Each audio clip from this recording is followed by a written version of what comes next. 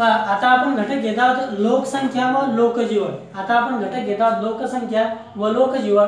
मग यामध्ये आपल्याला असं लक्षात आलं लोकसंख्या व लोकजीवन। आता या ठिकाणी लोकसंख्या म्हणजे लोकांची संख्या, म्हणजे थोडक्यात लोकसंख्येचं प्रमाण। पहिल्या याच्यात काय सांगता येईल आपल्याला लोकसंख्येचं प्रमाण, आणि दुसऱ्या शब्दामध्ये आपल्याला असं कळायला लागलं तर त्या लोकांचं जीवन लोकजीवन म्हणजे त्यांचे राहण्याची कपडे वगैरे त्यांची वेशभूषा हे यामध्ये घेणार आहोत। म्हणजे एका ठिकाणी लोकसंख्या तर दुसऱ्या ठिकाणी लोकजीवन। लोकजीवन मध्ये काय तर त्यांची राहण्याची शैली, खाणे पिणे, त्यांच्या घरांची साईज, कशा पद्धतीत घरे असतात, बरोबर आहे त्या पद्धतीमध्ये। मग थोडक्यामध्ये जर म्हटलं तर आपल्याला आता नंबर 1 चा मुद्दा टाकता येतो आपल्याला लोकसंख्या, बरोबर आहे। आणि मग आता ही जी लोकसंख्या आहे तर महाराष्ट्र राज्यामध्ये आपण पाहतो ना की आपण हे तर नेहमीच पाहतो की प्रत्येकच गावाची संख्या सारखीच नाही, बरोबर आहे। काही गाव कशी असतात तर आकाराने मोठे असतात म्हणजे त्या ठिकाणी लोकसंख्या जास्त असते, काही गाव आकाराने लहान असतात म्हणजे त्या ठिकाणी लोकसंख्या कमी असते। मग आता ही लोकसंख्या जास्त कुठे असते आणि कमी कुठे असते याचं एक कारण आहे। पहिला सांगता येईल लोकसंख्या जर म्हटलं तर औद्योगिक एरियात लोकसंख्या जास्त असते। पहिलं सांगता येईल आपल्याला औद्योगिक एरियात लोकसंख्या जास्त असते, म्हणजे ज्या ठिकाणी काय असतं की ज्या शहरांमध्ये उद्योगधंद्यांचं काय एकत्रीकरण झालेलं आहे, बरोबर आहे। ज्या ठिकाणी उद्योगधंद्यांचं एकत्रीकरण झालेलं आहे आणि मग त्या ठिकाणीच काय होतात तर जास्तीत जास्त लोक रोजगार मिळावा म्हणून जातात, बरोबर आहे। मग आता आपल्या इथे जर सांगितलं गेलं तर कोणतं सांगता येते आपल्याला सांगता येते मुंबई, पुणे, त्यानंतर Aurangabad, MIDC area. MIDC area म्हणजे औद्योगिक एरिया। मग औद्योगिक एरियाच्या ठिकाणी काय होतात लोक रोजगार निमित्ताने त्या ठिकाणी जातात आणि म्हणूनच असं सांगता येते की ज्या एरियात औद्योगिक एरिया आहे, उद्योगधंदे जास्तीत जास्त आहेत त्या ठिकाणची लोकसंख्या पण जास्त आहे। कारण का तर रोजगार निर्मितीसाठी, रोजगार उपलब्धतेसाठी उपलब्ध व्हावा यासाठी लोक त्या ठिकाणी जातात आणि त्या ठिकाणी लोकसंख्या जास्त असते। त्या 2 नंबर मध्ये सांगता येईल आपल्याला काय नदी,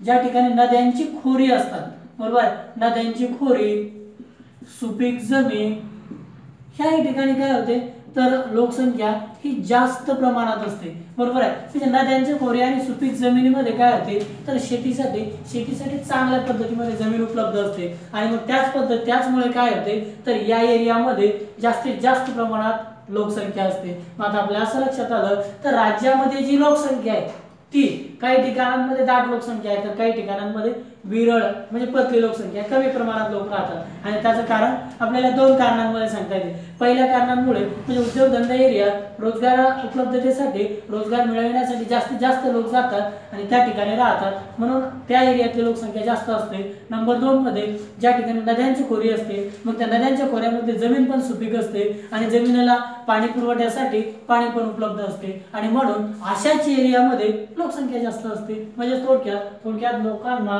ज्या ठिकाणी सोयीस्कर वातावरण असते अशा ठिकाणी लोकसंख्या जास्त। आता महाराष्ट्रातील लोकसंख्या सद्यस्थितीत वाढत चाललेली आहे। महाराष्ट्रातील लोकसंख्या सद्यस्थितीत वाढत चाललेली आहे। मग त्याचे कारण काय? नंबर 1 मध्ये आता आपण घेऊन टाकलं किंवा महाराष्ट्रामध्ये एक लक्षात एवढं राहूनच जाऊ आता की उद्योगधंदे जर म्हटलं तर जास्तीत जास्त मुंबई, पुणे, नागपूर या ठिकाणी उद्योगधंद्यांचं काय तर एकत्रीकरण झालेलं आहे। एकत्रीकरण झालेलं आहे म्हणजे काय जास्तीत जास्त उद्योगधंदे या जिल्ह्यांमध्ये आहेत। जास्तीत जास्त लोकसंख्येच्या प्रमाणात जर म्हटलं तर या 3 ठिकाणी उद्योगधंदे जास्तीत जास्त आहेत, पुणे, नागपूर आणि मुंबई। म्हणजे मुंबई, नागपूर व पुणे। त्यानंतर जर म्हटलं तर महाराष्ट्रात लोकसंख्या वाढत आहे। महाराष्ट्रामध्ये लोकसंख्या काय होत आहे वाढत आहे। म्हणजे लोकसंख्या वाढ का होत आहे नंबर 1 मध्ये जर म्हटलं तर महाराष्ट्रामध्ये आता अलीकडील काळामध्ये तर जन्मदर तर वाढतच चाललेला आहे, बरोबर आहे। एक काय सांगता येते आपल्याला जन्मदर वाढत आहे म्हणजे आपण आता घेत आहोत का लोकसंख्या वाढीचे कारणे, जन्मदर वाढत आहे। त्यानंतर नंबर 2 मध्ये आरोग्य सुविधा वाढलेल्या आहेत, आरोग्य सुविधा वाढलेल्या आहेत। मग आरोग्य सुविधा वाढल्या त्यामुळे काय झालं ज्या प्रमाणात जन्मदर वाढलेला आहे त्या प्रमाणात मृत्यू दर कमी झालेला आहे। कारण का पहिल्या वेळी काय व्हायचं किंवा वेगवेगळ्या आजाराची रोगाची साथ यायची आणि साथीमध्ये असंख्य लोक मृत्यू पावायचे। पण आता काय झालं माहितीये का की वेगवेगळ्या लसीकरण सुविधा आहे, म्हणजे आरोग्य सुविधा, लसीकरण सुविधा, औषधे यांचा पुरवठा वाढलेला आहे, तंत्रज्ञानात वाढ झालेली आहे आणि त्यामुळेच मृत्यू दर कमी झालेला आहे, बरोबर आहे, मृत्यू दर कमी झालेला आहे, म्हणजे ज्या प्रमाणात लोक वाढत आहेत, जन्म घेत आहेत, त्या प्रमाणात मृत्यू पावत नाही. म्हणून काय होत आहे, तर आपल्याला असं सांगता येते, तर महाराष्ट्रामध्ये लोकसंख्या वाढलेली आहे. त्यानंतर जर म्हटलं तर राहणीमानात सुद्धा सुधारणा झालेली आहे, राहणीमानात सुधारणा झालेली आहे. आणि हे एक कारण आहे, हे एक कारण कशाचं आहे, तर लोकसंख्या वाढण्याचं आहे. उदाहरणार्थ आपण पाहतो ना, हे जे आता वेगवेगळ्या प्रकारचे जे भिकारी वगैरे असतात, ह्यांची राहण्याची शैली कशी, एकदम खराब कपडे, मळलेले भरलेले कपडे, मग त्या कापडांवरती पण वेगवेगळ्या प्रकारचे जीवाणू कीटाणू असतात आणि त्यामुळे त्यांना वेगवेगळ्या प्रकारचे आजार होतात आणि त्यामध्ये ते मृत्यू पावतात, बरोबर आहे. पण जर राहणीमानात सुधारणा झाली, मग तुम्ही एकदम स्वच्छ सुंदर जीवन जगत आहात. जर स्वच्छ सुंदर जीवन जगत आहात तर तुमच्यापासून रोग उत्पन्न होणारे, रोग निर्मिती होणारे कीटाणू जीवाणू पण दूर गेलेले आहेत. आणि मग काय होणार, तर तुमचं राहणीमान सुधारल्यामुळं काय झालेलं आहे की त्या ठिकाणी तुम्ही वेगवेगळ्या रोगांपासून सुद्धा दूर गेलेले आहेत. आणि दुसरी गोष्ट म्हणजे की सुधारलेल्या राहणीमानात तुमच्या खाण्यापिण्याच्या ज्या गोष्टी आहेत ह्या पण तुम्हाला उपलब्ध झालेल्या आहेत. सर्वात महत्त्वाची गोष्ट घ्या, काय होते की पहिल्या वेळी काय वेगवेगळ्या दुष्काळांमुळे खाण्यासाठी न मिळाल्यामुळे अनेक लोक मृत्यू पावायचे. आता तसं नाही होत, तर राहणीमानात सुधारणा झाल्यामुळे खाण्यापिण्याच्या जे खाद्यपदार्थ वगैरे वगैरे लोकांना व्यवस्थित प्रमाणात उपलब्ध आहे, हे सुद्धा एक लोकसंख्या वाढीचं कारण आहे. आता आपल्याला घ्यायचं समोरचा भाग लोकजीवन. आता घ्यायचं आपल्याला भाग लोकजीवन. आता पहा, लोकजीवन म्हणजे थोडक्यात वैशिष्ट्यपूर्ण जीवन पद्धती. थोडक्यात काय सांगतात आपल्याला, वैशिष्ट्यपूर्ण जीवन पद्धती. आणि वैशिष्ट्यपूर्ण जीवन पद्धतीवर काय, तर भौगोलिक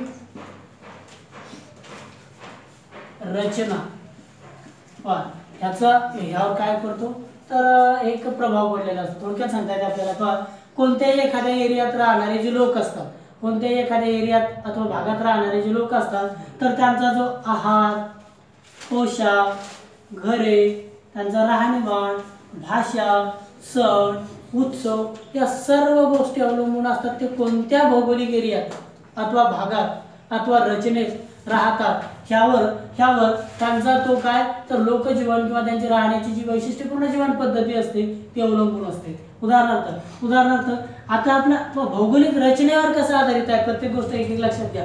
आता आहार, भौगोलिक रचनेचा विचार केला तर कोकण किनारपट्टीला लागून असणारा भाग, मग त्यांच्या आहारामध्ये, आणि लगेच कळायला लागलं ना, त्या ठिकाणी मासेमारी जास्त होते, म्हणून त्यांच्या आहारामध्ये भाताचं प्रमाण जास्त असेल, माशांचं प्रमाण जास्त असेल, बरोबर आहे, कारण त्या ठिकाणी भात पण जास्त पिकतो, बरोबर आहे. आता आपण जर पूर्व विदर्भाचाही भाग लक्षात घेतला तर त्या ठिकाणी भौगोलिक रचना अशी आहे की त्या रचनेनुसार त्या ठिकाणी छोटे छोटे तलाव आहेत, मालगुजारी तलाव आहेत, आणि त्या तलावांच्या आधारे भाताचं पीक जास्त प्रमाणात होते, आणि म्हणून त्याही ठिकाणच्या लोकांचं खाद्यपदार्थ आहार भाताचं प्रमाण आहे. मग भौगोलिक रचनेचाच त्यावर काय पडतोय, तर प्रभाव पडतोय. नंबर 2 मध्ये पोशाख, बरोबर आहे, पोशाख, त्या एरियातली भौगोलिक रचना, मग त्या ठिकाणचं वातावरण भौगोलिक रचनेवर अवलंबून असेल, आणि त्या वातावरणानुसार त्यांचा पोशाख असेल. उंचावर असेल तर थंड वातावरण, पोशाख सर्व अंग झाकेला असा. पठारी प्रदेश असेल तर उष्णता जास्त, उन्हामुळे त्वचा काळी पडू नये, उन्हामुळे त्वचेला काही आजार किंवा इजा पोहोचू नये, बरोबर आहे. त्यामुळे मग या ठिकाणची पोशाख जो असेल तर पोशाख रचना त्या रचनेनुसार असेल. म्हणजे आपल्या थोडक्यात असं लक्षात आलं की आहार, पोशाख, घरे, राहणीमान, भाषा, सण व उत्सव हे सर्व त्या एरियातील भौगोलिक रचनेवर अवलंबून असतात. आणि हे सर्व भौगोलिक रचनेनुसार जो मानव वैशिष्ट्यपूर्ण जीवन पद्धती जगत असतो, आणि त्याच वैशिष्ट्यपूर्ण जीवन पद्धती जगण्याच्या प्रकाराला म्हणायचे लोकजीवन. म्हणजे त्या एरियातले लोक जीवन कशा पद्धतीत जगतात, जीवन जगत असताना ते या गोष्टींचा किंवा या गोष्टीनुसार कसे राहतात यांना म्हणायचं की त्यांची लोकजीवन पद्धती. लक्षात सर्वांच्या. मग आता यामध्ये जर म्हटलं तर या ठिकाणी आपल्याला सांगता येते ग्रामीण आणि शहरी लोकजीवन ह्यामध्ये पण थोडासा फरक आहे. ग्रामीण व शहरी लोकजीवन आपल्याला सांगता येते ग्रामीण भागातली लोकसंख्या कशी असते, विरळ लोकसंख्या. ग्रामीण भागात लोकसंख्या असते विरळ लोकसंख्या. नंबर 2 मध्ये जर म्हटलं तर शहरी भागातील लोकसंख्या सांगता येते आपल्याला दाट लोकसंख्या. शहरी भागातील लोकसंख्या असते दाट लोकसंख्या।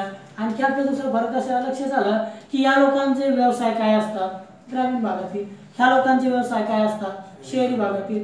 ग्रामीण भागातील लोकांचे व्यवसाय असे असतात की नैसर्गिक परिस्थितीवर अवलंबून असतात। ग्रामीण भागातील लोकांचे व्यवसाय काय असतात तर नैसर्गिक रचनेवर अवलंबून असतात, बरोबर आहे। मग आता काय तर थोडक्यात ग्रामीण भागातली लोकसंख्या विरळ झाली, आपल्याला असं लक्षात यायला लागलं तर त्या लोकांचा किंवा ग्रामीण भागातील लोकांचे व्यवसाय काय असतात तर नैसर्गिक पद्धतीवर अवलंबून। मग नंबर 1 मध्ये सांगता येते आपल्याला त्यांचा पहिला व्यवसाय सांगता येते शेती व्यवसाय, दुसरा सांगता येते की त्याला जोड व्यवसाय म्हणून पशुपालन व्यवसाय, बरोबर आहे। आणि आपल्याला असं लक्षात यायला लागलं की तिसरा व्यवसाय त्यांचा असंही सांगता येते आपल्याला कुटीर उद्योग, बरोबर आहे। कुटीर उद्योग म्हणजे काय असतात किंवा आपल्याला एक शेतीपासून किंवा थोड्या खेडे ग्रामीण विभागामधून उपलब्ध होणारी जी छोटी मोठी साधन संपत्ती असते आणि त्या छोट्या मोठ्या साधन संपत्तीवर ते प्रत्यक्षात अवलंबून व्यवसाय असतात, त्यांना म्हणायचं आपल्याला कुटीर उद्योग। छोटे मोठे की जेव्हा प्रत्यक्षात शेतीवर किंवा जंगलांवर उपलब्ध असणाऱ्या साधन संपत्तीवर जे उद्योग चालतात छोटे आकारांमध्ये त्यांना म्हणायचं आपल्याला कुटीर उद्योग। आणि आता आले आपलं शहरी विभाग, मग त्या ठिकाणची लोकसंख्या पण आली दाट लोकसंख्या आणि या ठिकाणी काय असतात मोठमोठाले उद्योगधंदे असतात, बरोबर आहे। मोठमोठाले उद्योगधंदे असतात आणि मग त्यामुळे या ठिकाणी आपल्याला असं लक्षात येते उद्योगधंदे मोठमोठाले असतात पण या उद्योगधंद्यांवर काम करणारा जो कामगार वर्ग असतो यांचं जे राहण्याचं ठिकाण आणि कामाचं ठिकाण दूर असतं। खेडे विभागात तसं नसतं, ग्रामीण विभागात ज्या ठिकाणी काम करायचं आणि ज्या ठिकाणी राहायचं ह्यातील अंतर जास्तीत जास्त अर्धा किलोमीटरच्या आत असतं, बरोबर आहे। ग्रामीण भागात राहण्याचं ठिकाण आणि कामाचे ठिकाण जास्तीत जास्त अर्धा किलोमीटरच्या आतमध्ये असते, पण शहरी भागात तसं नाही। शहरी भागात मोठमोठाले उद्योगधंदे असतात, औद्योगिक एरियाच वेगळा असतो, राहण्याचा एरियाच वेगळा असतो। मग थोडक्यात आपल्याला असं लक्षात आलं की कामाचे ठिकाण व राहण्याचे ठिकाण ह्यामध्ये तफावत मोठ्या प्रमाणात किंवा जास्त प्रमाणात असते शहरी विभागात। आणि मग त्यामुळे काय होते तर त्या लोकांना ने आण करण्यासाठी म्हणजे कामाच्या ठिकाणावरून राहण्याच्या ठिकाणावरून कामाच्या ठिकाणापर्यंत त्यांची दळणवळणाची ने आणीची सुविधा पण उपलब्ध करून द्यावी लागते।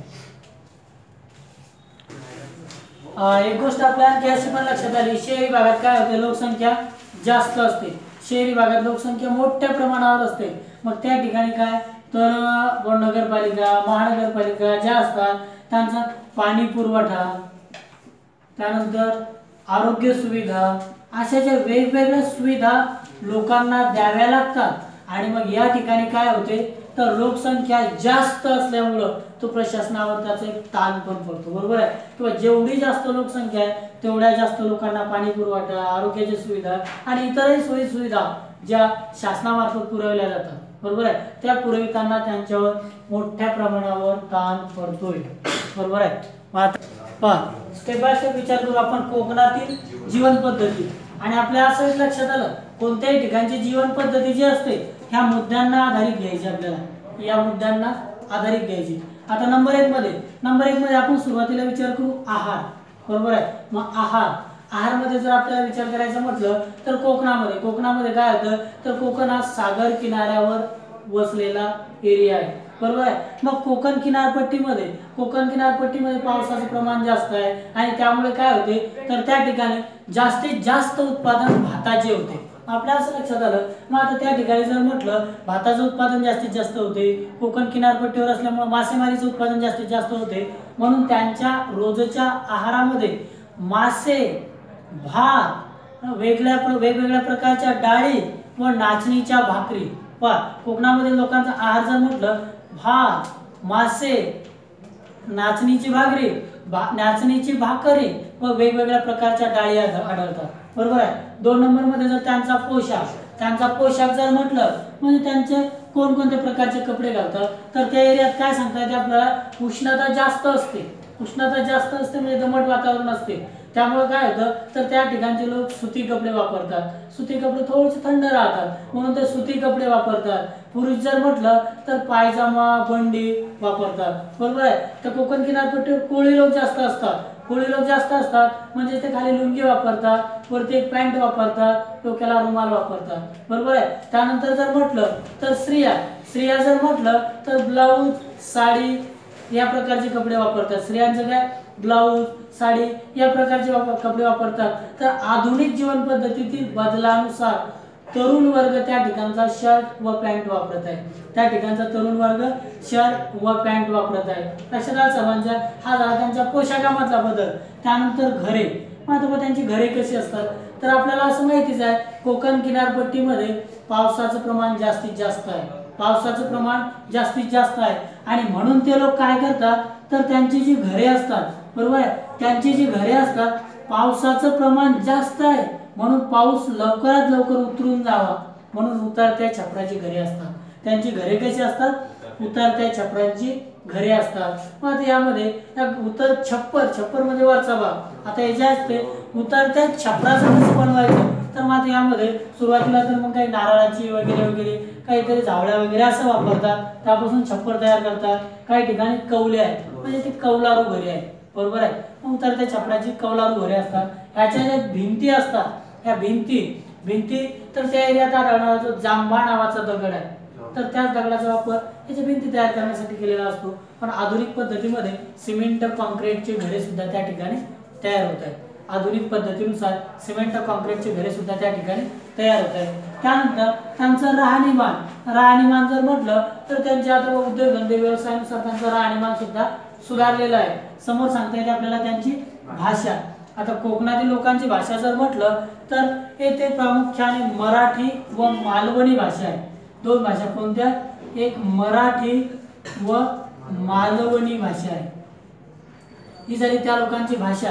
त्या आणि सण उत्सव जर म्हटलं तर लोकमान्य टिळकांनी सुरू केलेला गणेश उत्सव तिकडूनच सुरू झालेला आहे, बरोबर आहे. लोकमान्य टिळकांनी सुरू केलेला गणेशोत्सव म्हणजे गणेशोत्सवाची सुरुवात सुद्धा कोकणामध्येच झालेली आहे. म्हणजे आता आपल्याला अशा पद्धतीमध्ये थोडक्यात पाहणे किती सोपं भाग आहे, कोकणातील जीवन पद्धती. मग या मुद्द्यांना आधारितच आपण तिचा विचार केला, बरोबर. ह्या मुद्द्यांना आधारित विचार केला, मग त्यांचा आहार किंवा त्या ठिकाणी कोणकोणता आहार उपलब्ध आहे तो त्यांचा आहार घेतात ते. त्या ठिकाणी पोशाख, तर त्या ठिकाणचं वातावरण कसं आहे, त्या वातावरणाला मॅच होणारा, शरीराला सुटेबल असणारा पोशाख ते वापरतात. मग तो कोण करताय पाहिला. मग घरे, मग त्या ठिकाणचं वातावरण कसं आहे, त्या वातावरणाला आधारित घरे त्यांची कशीच आहे. त्यांचं राहणीमान तिथल्या वातावरणानुसार आहे. त्यांची भाषा प्रदेशानुसार बदलते. याला वातावरणाची गरज नाही. मग त्यांची भाषा, मग ती सांगतो आपण मराठी व मालवणी ही त्यांची भाषा आहे. त्यानंतर जर म्हटलं तर त्या ठिकाणचे सण व उत्सव, त्या ठिकाणचा सण सांगता येते आपल्याला गणेश उत्सव, होळी हे त्या ठिकाणचे सण असतात. आणि आपल्याला खास करून असं लक्षात येते की कोकणातील जास्तीत जास्त लोक उद्योग व्यवसायानिमित्त, रोजगारानिमित्त मुंबईला स्थलांतरित होतात. पाच त्या ठिकाणचे लोक काय होतात, तर मुंबईला स्थलांतरित होतात. या स्थलांतरामागचं कारण असं आहे तर ते उद्योग अथवा रोजगार निर्मितीसाठी, रोजगार उपलब्धतेसाठी ते मुंबईला स्थलांतरित होतात.